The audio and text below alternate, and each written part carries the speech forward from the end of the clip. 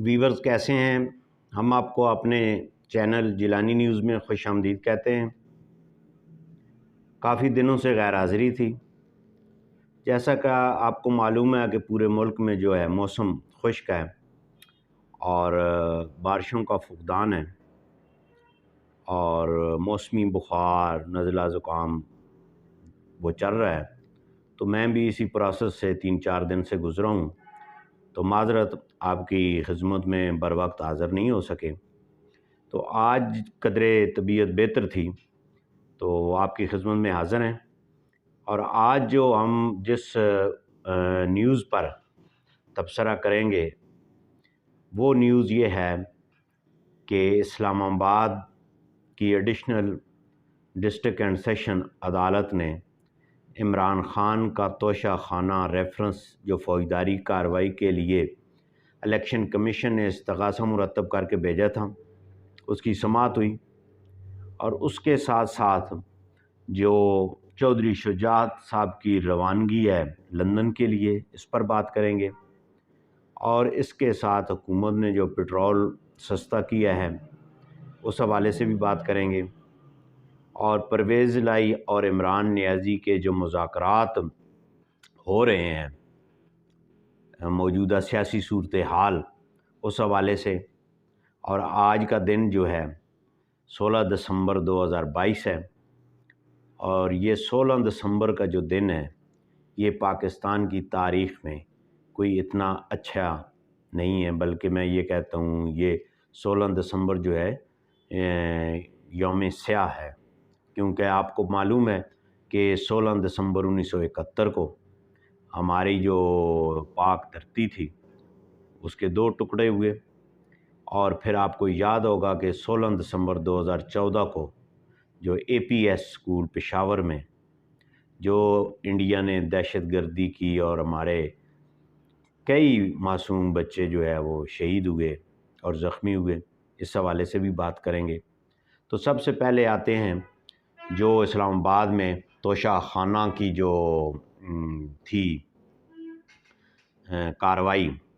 تو آپ کو جیسا کہ معلوم ہے کہ الیکشن کمیشن نے توشہ خانہ میں فوجداری کارروائی کرتے ہوئے استغاثہ مرتب کر کے اسلام آباد کی سیشن عدالت میں بھیجا تھا، اور اس عدالت نے آگے جو ہے ایڈیشنل سیشن جج صاحب کو وہ کیس ٹرانسفر کیا، اس کی 2 سابقہ تاریخوں پہ سماعت تھی۔ تو کل ہوا یہ کہ جب اس کی سماعت ہوئی تو اس پوائنٹ پہ تھا کہ آیا یہ جو الیکشن کمیشن نے جو استغاثہ مرتب کر کے بھیجا ہے یہ بادی النظر میں قابل سماعت ہے یا نہیں ہے۔ اب بادی النظر پر بھی بات کریں گے کیونکہ یہ ایک لیگل ٹرم ہے، تو اس میں جو ہے وہ پہ بات کرتے ہیں۔ تو الیکشن کمیشن کا جو بھیجا گیا استغاثہ تھا اس پہ دونوں فریقین کی طرف سے جو ہے وہ بحث ہوئی، تو کل عدالت نے اپنا جو حکم صادر فرمایا ہے اس میں عدالت نے یہ کہا کہ تمام فریقین کی یعنی دونوں فریقین کی سماعت ہونے کے بعد اور صفحہ مثل پر موجود شہادت جو ہے یعنی کہ اس استغاثہ کے ساتھ جو تحریری ثبوت جو ہے اس کو عدالت نے پرکھا ہے ابتدائی طور پر کہ آیا اس کیس کا ٹرائل کیا جا سکتا ہے یا نہیں۔ تو اس عدالت نے جو ظفر صاحب کی عدالت ہے ایڈیشنل ڈسٹرکٹ اینڈ سیشن جج اسلام آباد ہے، انہوں نے بادی النظر میں یہ کہا، یعنی کہ بادی النظر یہ ہے کہ جو عدالت کے سامنے ریکارڈ موجود ہے، جو بحث ہوئی ہے، جو شہادتیں موجود ہیں، جو ڈاکومنٹری شہادتیں ہوتی ہیں کاغذی ثبوت جس کو کہتے ہیں، اس بنیاد پہ عدالت نے یہ کہا ہے کہ یہ جو بیان حلفی ہے اور جو گوشوارے ہیں یہ عمران نیازی نے درست طور پر داخل نہیں کیے، اور لہٰذا یہ جو موجودہ میرے پاس استغاثہ آیا ہے یہ قابل سماعت ہے، ٹرائیبل ہے، یعنی کہ اس کا ٹرائل ہو سکتا ہے۔ تو یہ انہوں نے آرڈر دے کے نیکسٹ ڈیٹ پہ جو ہے جو ملزم جو عمران نیازی ہے اس کی طلبی کا اصالتاً یعنی کہ in person as a accused ملزم جو ہے وہ عدالت میں پیش ہوگا۔ اب جنوری کی یہ ڈیٹ ہے، اس پہ جو ہے وہ عمران نیازی جو ہے وہ آئے گا۔ اچھا، استغاثہ میں یہ ہوتا ہے کہ یہ نہیں ہے کہ وہ جائے گا تو جیل ہو جائے گی، اس میں یہ ہوتا ہے کہ قانون یہ کہتا ہے کہ استغاثہ جب وہ اکیوز آتا ہے تو یہ عدالت کا اختیار ہے کہ وہ عدالت جو ہے اس کو حاضری کے لیے استثناء دے یا نہ دے، یہ عدالت کا فلی اختیار ہے سی آر پی سی کے تحت۔ اور اس کے ساتھ ساتھ جو ہے جو بیل ہے یہ بھی عدالت کا اپنا ڈسکریشنری پاور ہے کہ وہ جس کو جتنے کا مچلکا کہے۔ عام طور پر جو استغاثے فائل ہوتے ہیں پرائیویٹ کمپلین اس کو کہتے ہیں، تو اس میں جو ہے وہ عدالت جو ہے وہ 10-20 ہزار 30 ہزار کا مچلکا لے کے اس کو کہتے ہیں کہ یہ ٹھیک ہے آپ ٹرائل کریں اور ہر ڈیٹ پہ آپ نے حاضر ہونا ہے۔ تو حاضری معافی کا عنصر جو ہے وہ بہت ہی کم رہ جاتا ہے، کیونکہ اس میں ایک ہی اکیوز ہے اور ایک اکیوز کی بنیاد پہ جو ہے وہ عام طور پر عدالتیں وہ حاضری معافی نہیں کرتی۔ بعض کیسز میں یہ ہوتا ہے کہ 2-3 ملزم ہیں تو وہ ایک ملزم کی بجائے کہ حاضری لگا کے یا اس کی کورٹ پرمیشن دے دیتی ہے، اور بعض کیسز میں جو وکیل ہیں ملزم کا اس کو بعض مخصوص حالات میں عدالت کے پاس یہ اختیار ہوتا ہے کہ وہ اکیوز کو کونسل کو پابند کریں گے آپ آن بیہاف آف اکیوز آپ نے ہر ڈیٹ پہ پیش ہونا ہے۔ تو یہ کچھ کیسز ہیں، بہرحال اس کے آگے جو بھی پوزیشن چلے گی اس پہ بات کریں گے۔ اچھا، دوسری جو نیوز ہے وہ ہے چودھری شجاعت صاحب کی لندن روانگی۔ آپ کو پتہ ہے کہ چند دن قبل جو ہے وہ چودھری سالک صاحب لندن گئے، وہاں پہ مذاکرات ہوئے، وہاں پہ بات چیت ہوئی میاں محمد نواز شریف سے جو مسلم لیگ نون کے تاحیات جو ہے قائد ہیں، تو انہوں نے جو ہے وہاں پہ بات چیت ہوئی، پھر یہ چلتی رہی ساری صورتحال۔ تو اس کے بعد جو ہے یہ فیصلہ کیا گیا ہے کہ چودھری شجاعت صاحب جو ہے ایک تو انہوں نے علاج کرانے جانا ہے، اور یہ بھی ایک اتفاق ہے کہ اس سے قبل جو ہے وہ ان کا ٹریٹمنٹ چل رہا ہے اور وہ انہی دنوں میں انہوں نے اپنے ڈاکٹر سے چیک اپ بھی کرانا ہے، تو ساتھ ملاقات کا بھی یہ معاملات ہیں۔ تو ہماری جو اندر کی خبریں ہیں جو ذرائع بتاتے ہیں وہ یہی ہیں کہ آنے والے دنوں میں مسلم لیگ کاف جو ہے وہ جو ہے ہو جائے گی مرج مسلم لیگ نون میں، یہاں تک آپ کو خبر دے رہے ہیں۔ مزید آگے جو جب ملاقات ہوگی تو پریس کانفرنس بھی کریں گے قائدین پی ایم ایل این کے اور کیو کے، تو پھر آپ کو ہماری بات جو ہے وہ سمجھ میں آ جائے گی کہ یہ کیسے ہوا ہے۔ اور اس کے ساتھ ساتھ جو پنجاب کی صورتحال ہے، جو اسمبلیاں توڑنے کے حوالے سے جو بات چیت ہو رہی ہیں، تو اس میں آپ کو یہ بتاتا بھی چلوں کہ مکمل طور پر پی ٹی آئی 2 حصوں میں تقسیم ہو چکی ہے، مکمل طور پر کے پی کے ایم پی اے اور پنجاب کے M P a P T I کے 2 حصوں میں بٹ چکے ہیں۔ ایک حصہ جو ہے وہ مکمل طور پہ استعفے دینے اور اسمبلیاں توڑنے سے منحرف ہو چکے ہیں، اور جو پرویز الہی صاحب نے جو ابھی مذاکرات ہوئے ہیں عمران نیازی سے، تو اس میں انہوں نے کہا کہ ایم پی اے کی ہمیں 42 سیٹیں دیں پنجاب میں، اور وزیر اعلیٰ پنجاب جو ہے وہ ہمیں بنائیں، اس پہ بات کریں، اس پہ گیو اینڈ ٹیک کر لیں، اور اس پہ جو ہے پھر بعد میں اسمبلیاں ڈیزالو کرتے ہیں کیا ہے۔ تو وہاں سے یہ پی ٹی آئی جو ہے وہ پیچھے ہٹ چکی ہے۔ اب کے پی کے کی جو ہے، کے پی کے میں بھی بہت سارے جو ایم پی ایز ہیں آنے والے دنوں میں، اگر یہ عمران نیازی 17 کو اعلان کرتا ہے، اچھا یہ اعلان اس کا بڑا ابہام پہ مبنی ہے، یہ کہتا ہے کہ میں 17 تاریخ کو تاریخ دوں گا۔ یہ آپ ذرا غور کیا کریں باتوں پہ کہ ایک وہ خبر چلتی ہے تو لوگ کہتے ہیں جی یہ 17 کو اسمبلیاں ٹوٹ جائیں گی، جی پتہ نہیں کیا ہو جائے گا کیا نہیں ہو جائے گا۔ اچھا وہ یہ کہہ رہا ہے کہ 17 تاریخ کو میں تاریخ دوں گا کہ کس تاریخ کو توڑنی ہے، ٹھیک ہے نا۔ یہ ایک بڑا وہ ہے، اور ساتھ یہ ایک پراپوگنڈا انہوں نے کرتے رہے ہیں کہ جناب ملک ڈیفالٹ کر جائے گا، ملک ڈیفالٹ کر جائے گا، یہ ہو جائے گا اور وہ ہو جائے گا۔ ان لوگوں کا جو نقطہ نظر ہے اب کہ کرسی نہیں رہی تو ہماری طرف سے یہ زمین بھی نہ رہے۔ بھائی اگر ملک ایک ڈیفالٹ کر رہا ہے، ٹھیک بقول آپ کے، تو کل اسحاق ڈار نے جو ہے وہ پٹرول 10 روپے کم کر دیا ہے، ڈیزل 8 روپے کم کر دیا ہے۔ جہاں ملک کی معیشت گڑبڑ ہو رہی ہو، جہاں ڈیفالٹ ہو، تو وہاں پہ پٹرول خاص طور پہ ڈیزل ان کی پرائس کم نہیں ہوتی۔ اٹس مین اگر آپ کے اسی موقف کو ہم درست سمجھتے ہیں کہ بھئی آپ ٹھیک کہہ رہے ہیں، تو پھر پٹرول اور ڈیزل کی قیمت کیوں کم ہوئی؟ اب آ جاتے ہیں دوسری طرف، اسحاق ڈار جو حکومت ہے وہ یہ کہہ رہی ہے کہ جو ہے وہ خطرے کی کوئی نئی بات، ملک ڈیفالٹ نہیں کرے گا، اور انہوں نے پٹرول جو ہے وہ کم کیا ہے۔ تو ان کی بات میں زیادہ وزن محسوس ہوتا ہے کہ جب معیشت سمر رہی ہے تو ظاہر قیمتیں جو ہیں وہ کم ہونی شروع ہو جاتی ہیں۔ یہ لاجیکلی بات تو سمجھ آتی ہے کہ اسحاق ڈار یہ بات اس کی ٹھیک ہے کہ ملک ڈیفالٹ نہیں کر رہا کیونکہ پٹرول اور ڈیزل کی قیمتیں کم ہو رہی ہیں۔ ہاں یہ ہوتا کہ اگر پٹرول کی قیمتیں بڑھنی شروع ہو جاتی، پھر یہ خطرہ تھا کہ جو ہے وہ اب معاملات جو ہے وہ ہاتھ سے نکلتے جا رہے ہیں۔ اور جیسا کہ آپ کو معلوم ہے پچھلے کئی ماہ سے مسلسل یہ حکومت جو ہے 225-26 روپے پہ پٹرول کو روکے رکھی ہے، آگے وہ 35, 38, 40 پہ گیا، چھلانگیں مارتا ہوا ہے۔ لیکن جب سے یہ حکومت آئی ہے اور اس نے جو ریورس لگایا ہے تو 225-26 پہ پٹرول جو ہے آن کے رک گیا ہے اور مستقل رکا رہا ہے۔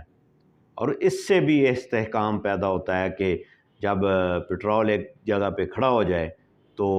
اس کے ساتھ ساتھ معیشت بھی بہتر ہونی شروع ہو جاتی ہے اور مارکیٹ میں استحکام آنا شروع ہو جاتا ہے، یہ آدمی خود فیل کرتا ہے۔ اب مزید 10 روپے، ویسے تو میں پاکستانی ہوں، آپ کے ساتھ ہوں، پٹرول جو ہے وہ 200 سے بھی کم ہونا چاہیے، اور انشاءاللہ آئے گا، جیسے اسحاق ڈار کی پالیسی ہیں تو انشاءاللہ وہ بھی کم ہو جائے گا۔ اچھا، یہ جو کہتے ہیں نا کہ جناب یہ ڈیفالٹ ہے، تو یہ ان کی بالکل ٹوپی ڈرامہ ہے۔ کروڑوں جعلی اکاؤنٹس جو ہیں، ٹویٹر اکاؤنٹ، وہ بند کر دیے گئے ہیں، جو عمران خان کے ایک ٹویٹ پہ جو ہے وہ جعل سازی سے وہ ٹویٹ چلتے تھے۔ اب جناب آ جاتے ہیں، جو عمران نیازی نے یہ کہا کہ جناب جو ہے یہ مجھے نائل کرنا چاہتے ہیں اور جناب مجھے جو ہے جیل میں بھیجنا چاہتے ہیں۔ میں آپ کو ایک بات بتاتا ہوں کہ ایک خاندان تھا، تو ان کی جو عورت تھی تو وہ اس کے کہیں کسی کے ساتھ جو ہے وہ ریلیشن شپ قائم ہوئے، تو اس نے گھر میں یہ شور کرنا شروع کر دیا کہ تسی سارے ویکھ لوے، پرسوں ساڈے چ ایک بندہ نہیں ہوئے گا، یعنی کہ پرسوں آپ دیکھنا کہ ہم میں سے ایک آدمی گھر کا ممبر نہیں ہوگا۔ ہوا یہ کہ وہ حسن اتفاق سے وہ جو خاتون تھی یا بچی تھی جو تو وہ جو اپنے اس جس کے ساتھ مراسم تھے وہ گھر سے چلی گئی، تو وہ گھر والے سارے بڑے خوش تھے، حالانکہ خوشی کی بات تو نہیں ہے، تو وہ سب ایک کہہ رہے تھے بھئی ساڑی جڑی ہے نا انہوں اندروں چاننا ہے، انہوں پتہ ہے بھئی پرسوں ایک بندہ گھٹ ویسی۔ اب عمران احمد نیازی جو ہے اس کے اتنے سیاہ کارنامے ہیں، اتنے اس نے گھبن کیے ہیں، توشہ خانہ، تو اب میں کہتا ہوں کہ یہ ایک گھڑی نہیں، گھڑیوں کے ڈھیر اس نے بھیج دیے، اسٹرے تک یہ لے گیا، قالین جو ہے وہ 1000 روپے میں لے گیا، ٹھیک ہے جی، آگے وہ فروغ، یہ پتہ نہیں کیا کیا اس کے اسکینڈل ہے۔ پھر یہ اثاثہ جات ہیں، گوشوارہ ہے، بھئی گوشوارے میں لکھتا ہوں میرے 2 بیٹے ہیں، میرے والدین ہیں، ٹھیک ہے، اور یہ میری آمدن ہے سال کی. اگلے سال پھر میں لکھتا ہوں کہ یہ میرے فیملی ہم ممبران ہیں اور یہ ہمارے اثاثے ہیں، کم ہوئے ہیں، زیادہ ہوئے ہیں، آمدن کم ہوئی ہے یا زیادہ ہوئی ہے. یہ انکم ٹیکس میں اور الیکشن کمیشن میں جو الیکٹڈ ہیں ان کو دینا ہوتے ہیں. بھئی آپ نے تو اپنی بیٹی کو ڈکلیئر نہیں کیا، آپ نے اپنے فیملی ممبرز کو چھپا لیا. اور جس کا کیس جو ہے اسلام آباد ہائی کورٹ میں اسی بات پہ فکس ہے کہ جناب یہ ذاتی جو اس کے فیملی ممبر ہیں ان کو یہ اس نے شو نہیں کیا. ایک تو یہ، دوسرا اوپر سے جو اکاؤنٹس ہیں اور جو جناب آمدن کے ذرائع ہیں. اور سب سے بڑی بات یہ ہے کہ جب کوئی بزنس نہیں ہے، کوئی فیکٹری نہیں ہے، کوئی کچھ نہیں ہے، یہ تو آپ پبلک کو بتاتے ہیں بھئی آپ کی آمدن کہاں سے آ رہی ہے. بھئی ایک آدمی ہے 300 کنال کا گھر ہے، بلکہ میں کہتا ہوں 10 مرلے کا بھی گھر ہو اور اس کا کوئی سورس آف انکم نہ ہو، کوئی کارخانہ نہ ہو، ٹھیک ہے، وہ 10 مرلے کے کہاں سے وہ مینیج کرتا ہے گھر. تو جب اس کو یہ پتہ چل گیا نا کہ اب میری نااہلی بھی الیکشن کمیشن نے کر دینی ہے توشہ خانہ میں، فارن فنڈنگ میں، اور مجھے جیل بھی ہونی ہے کہ میں نے جھوٹے بیان حلفی جو داخل کیے ہیں، اور جو یہ سزا ہونی ہے، ابھی ٹرائل ہونا ہے، استغاثہ ہے اس میں. تو اس کو یہ جب یقین ہو گیا کہ یہ میرے جو ہے میں نے اب جیل جانا ہے، تو اس نے پھر اس عورت کی طرح شور کرنا شروع کر دیا ہے کہ یہ مجھے نااہل کرنا چاہتے ہیں، یہ جو مجھے جیل بھیجنا چاہتے ہیں. اور جب یہ جائے گا نا تو ان کے جو حواری ہیں وہ یہ کہیں گے دیکھا خان کو پہلے ہی پتہ ہے. جس طرح وہ بی بی کہتی ہے کہ پرسوں 6:30 بندہ نہیں ہونا. ان کی میں جو ہے وہ ذہانت کو بھی سلام پیش کرتا ہوں. بھائی آپ کو کس نے کہا کہ آپ نے جیل جانا ہے؟ ابھی تو ایویڈنس ہونی ہے، ابھی سارا کچھ ہونا ہے، لیکن اندر کا جو سوئی ہوتی ہے نا انسان کے اندر وہ بچتی ہے اور آدمی کو فیل ہوتا ہے کہ میں نے کیا غلط کیا ہے، کیا صحیح کیا ہے. ہر انسان کے اندر ایک اللہ نے وہ رکھی ہوئی ہے کہ وہ فیلنگ آتی ہیں. اور جب ان کو فیلنگ ہوئی ہے تو یہ پہلے ہی شور کر دی تاکہ ہم جو کہیں کہ بھئی نہیں بھئی وقت دے جڑے وہ بڑے علم والے سن پہلے ہی پتہ لگ گیا 3 مہینے 4 مہینے کہ اساں جیل بھی جانا، نااہل بھی ہونا. پہنچے ہوئے نے نا. وہ پنجابی میں کہتے ہیں نا بھئی کڑی ساڑی 4 دن تو پہلے ہی رولا پا دیتا کہ بندہ ایک کوئی نہیں ساڑے چرانا دھی تے ساڑی بڑی پہنچی ہے. تو اسی طرح یہ عمران نیازی بھی جو ہے وہ پہنچا ہوا ہے. اب جناب یہاں تک تو یہ ہو گیا. اور دوسرا جو بڑی خبر دوسری جو پی ٹی آئی کے حوالے سے جو ہے میں یہ پوری بات بڑے دعوے سے کہتا ہوں کہ پی ٹی آئی کا آخری الیکشن تھا، اس کے علاوہ کوئی اس کا مستقبل نہیں ہے. یہ اپنی حکومت کر چکی ہے اور آئندہ نہ پی ٹی آئی یہ رہے گی. اور یہ میرا وقت یاد رکھنا، جب الیکشن آئیں گے تو پی ٹی آئی کا وجود نہیں ہوگا اس پورے پاکستان کے اندر. اس کی وجہ یہ ہے کہ اب وہ تمام بیساکھیاں ٹوٹ پھوٹ کا شکار ہو چکی ہیں خود، اور بیساکھی کے بغیر جو ہے وہ بڑا ہی مشکل ہے پی ٹی آئی کے لیے. اور انہوں نے اپنا الیکشن لڑ لیا، اور مجھے یہ اندر سے جو ہے بڑا میں مطمئن ہوں کہ جب یہ پبلک میں جائیں گے. بھئی آپ نے 4.5 سال جو حکومت کی، آپ نے 3.5 سال، تو 80 آپ نے جلسے کیے. ایک جلسے میں کم از کم پوری قوم کو آپ بتائیں کہ میں نے 50 لاکھ گھر دینے تھے، 1 کروڑ نوکریاں دینی تھیں، 350 ڈیم بنانے تھے. آپ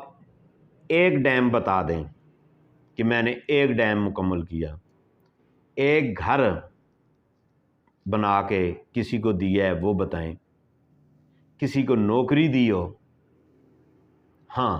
باہر سے کافی لوگ آئے نوکریوں کے، شہزاد اکبر کو نوکری ملی، شہباز گل کو نوکری ملی، بہت سارے لوگ اور بھی آئے جن کو نوکریاں ملیں۔ کسی پاکستانی کو،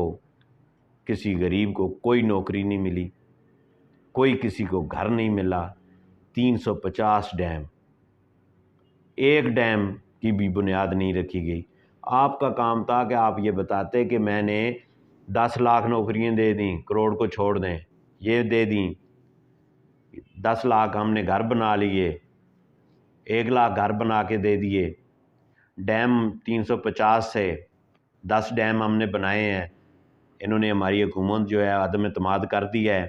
ہم تو بہتر سمت میں جا رہے تھے۔ بھائی آپ نے ایک ڈیولپمنٹ کا کام نہیں کیا، صرف یہی ہے کہ یہ سازش۔ او بھائی سازش نہیں، سازش کس بات کی؟